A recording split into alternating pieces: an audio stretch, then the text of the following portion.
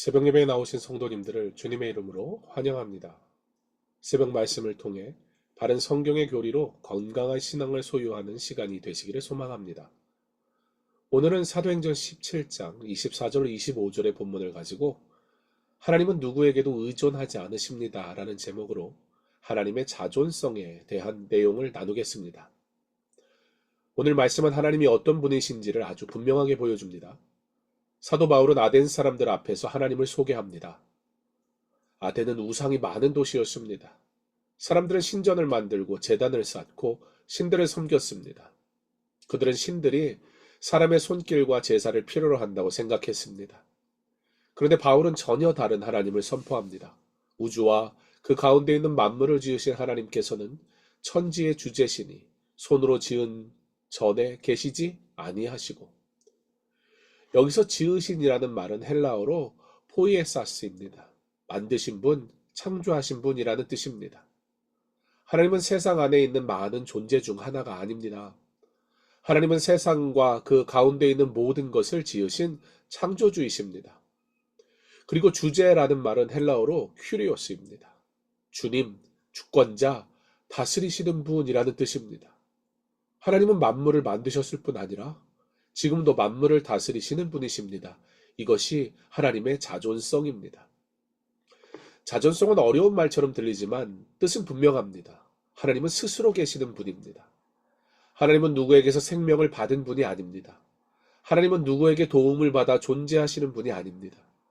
하나님은 하나님이시기에 위에 우리를 필요로 하지 않으십니다. 성경은 이렇게 시작합니다. 태초에 하나님이 천지를 창조하시니라. 성경은 태초에 물질이 있었다고 말하지 않습니다. 태초에 신들의 싸움이 있었다고 말하지 않습니다.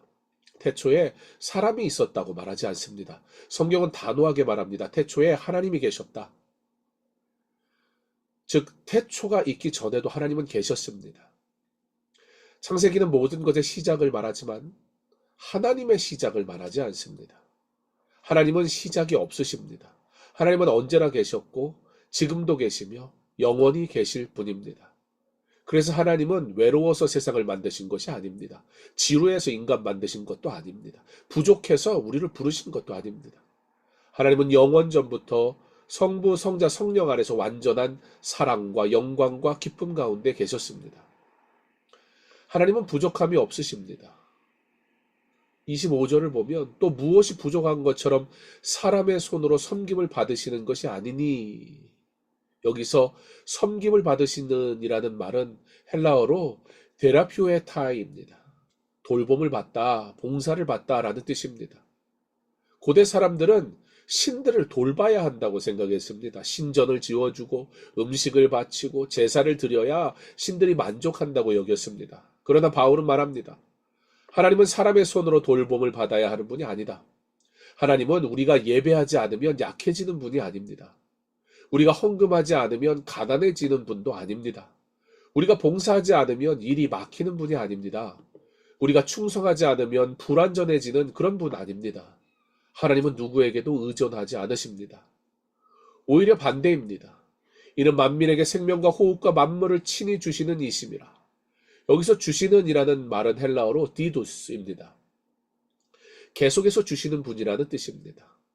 하나님은 받으셔야 사는 분이 아니라 주시는 분입니다. 하나님은 생명을 주십니다. 호흡을 주십니다. 만물을 주십니다.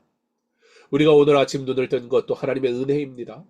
우리가 숨을 쉬는 것도 하나님의 은혜입니다. 우리가 예배당에 나와 앉아있는 것도 하나님의 은혜입니다. 우리가 말씀을 들을 수 있는 귀가 있는 것도 하나님의 은혜입니다. 우리는 하나님께 무엇을 보태드리는 사람들이 아닙니다. 우리는 하나님께 모든 것을 받은 사람들입니다. 인간의 가장 큰 문제는 하나님을 모르는 데 있습니다. 사람들은 자신이 독립적인 존재라고 착각합니다. 즉 내가 내 인생의 주인이라고 생각합니다. 그래서 내가 내 힘으로 살고 있다 생각합니다. 그러나 복음은 우리를 하나님 앞에 세웁니다. 너는 스스로 존재하는 자가 아니다. 너는 스스로 숨쉬는 자도 아니다.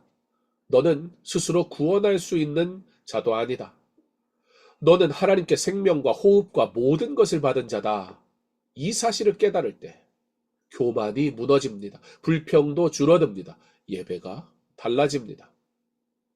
우리가 예배드리는 이유는 하나님이 부족해서가 아닙니다. 우리가 하나님을 필요로 하기 때문입니다. 우리가 기도하는 이유는 하나님께 정보를 알려드리기 위해서가 아닙니다. 우리가 하나님 없이는 살 수 없기 때문입니다. 우리가 헌신하는 이유는 하나님을 완성해드리기 위해서가 아닙니다. 이미 은혜를 받은 자가 감사로 응답하기 위해서입니다. 세상은 끊임없이 말합니다. 너 자신을 찾아라. 너 자신을 표현해라. 너 자신을 만들어라. 그러나 성경은 말씀합니다. 너 자신을 창조하려 하지 말고 너를 창조하신 하나님께 돌아오라. 우리 안에 생명이 있는 것이 아닙니다. 하나님 안에 생명이 있습니다. 우리가 하나님을 붙드는 것이 먼저가 아닙니다. 하나님은 우리에게 생명과 호흡을 주시고 은혜로 우리를 붙들고 계십니다. 사랑하는 성도 여러분, 오늘 하루를 시작하며 이 고백을 마음에 새기기 원합니다. 하나님, 주님은 저에게 의존하지 않으십니다.